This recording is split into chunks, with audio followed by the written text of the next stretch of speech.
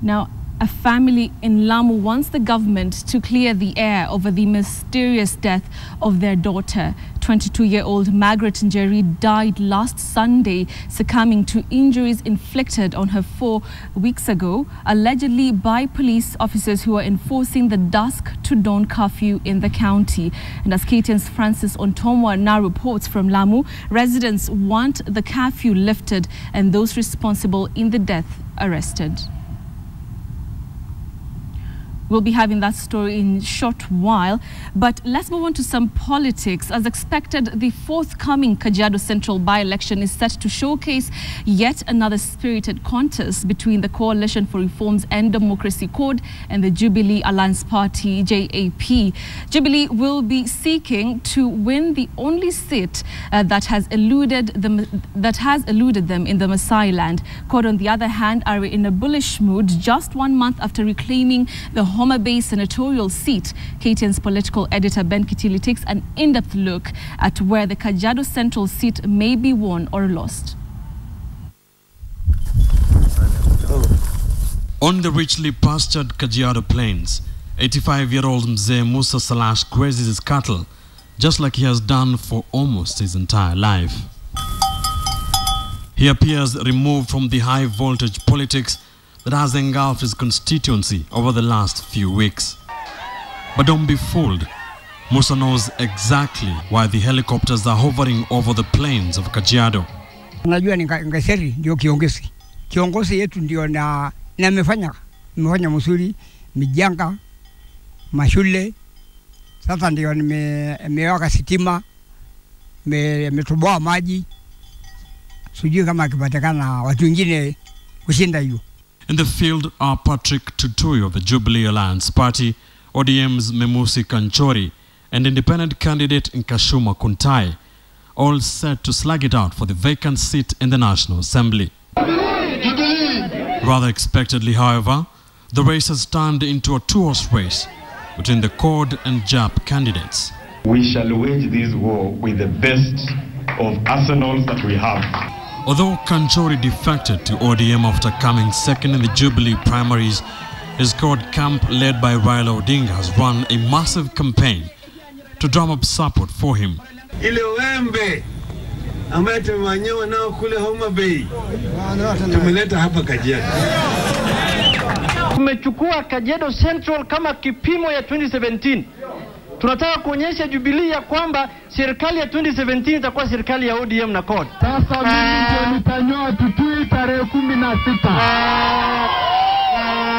Mtanisaidia kumpata maji ama kumnyoa bila? President Uhuru Kenyatta's JAP is also out to popularize the newly formed outfit ahead of 2017. Deputy President William Ruto has been traversing the constituency to rally voters behind Tutui. Ile nafasi imepatikana kwa sababu mjumbe wenu amekuwa waziri. Tunataka mtupatie jameni, tuendeshe serikali ya Jubilee. We appeal to all the communities across the board that we work together as a team, work together as one community. And the people of Kajiado Central have set their standards pretty high for the three candidates. Tunataka tusaidie kwa sababu kama mama wa soko tumeadhiriwa sana. Mtu akiuza sukuma anaambiwa alipe 5,000, arudi alipe 3,500. Anataka atusaidie mambo ya maji, vijana, mambo boys wapate kazi. So where will the battle for Kajiado Central be won or lost? Both of them are very strong candidates. And I think that whoever wins will still represent the people's wishes. Whether it's Memusi or whether it's Tutui, the key here is who will be carrying the Maa community's aspirations. And therefore, who will Maa people be voting to say this is our own? Jubilee will be keen to sell their supposed ties with the region after Nkaiseri's appointment to the cabinet. Ningewaomba sisi wote tuingie ndani ya serikali. Ama namna gani? CORD, on the other hand, are in fact bitter at Jubilee for what they call poaching one of their own. Mabarabara huku Masaini ukipita ni kama shamba imelimwa. Wapi serikali hapo? Hatutaki kuambiwa mambo ya serikali. I think there are enough voices that are coming out of Kajiado Central that are telling Kaiseri, for example, that you look, we don't mind you, but go and sit in Nairobi. Happenings in the neighboring county of Narok, where a group of legislators were arrested earlier last month, have been mooted to have some influence on the Kajiado Central mini polls. The Maa community feels that they are being taken for a ride or for granted, where their leaders, elected leaders were put in, they are charged. For Jubilee, the Kajiado Central parliamentary by-election is a potential buy one, get two scenario. For one, Joseph Nkaiseri, who was the only CORD legislator in Maasai, now serves in President Uhuru Kenyatta's cabinet. And the newly formed Jubilee Alliance Party will be seeking to produce its first MP, just like TNA in the 2012 Kajiado North by-election, which produced Moses Ole Sakuda, the first ever TNA member of parliament. Meanwhile, despite Jubilee's inroads in Maasai, this will not be a walk in the park.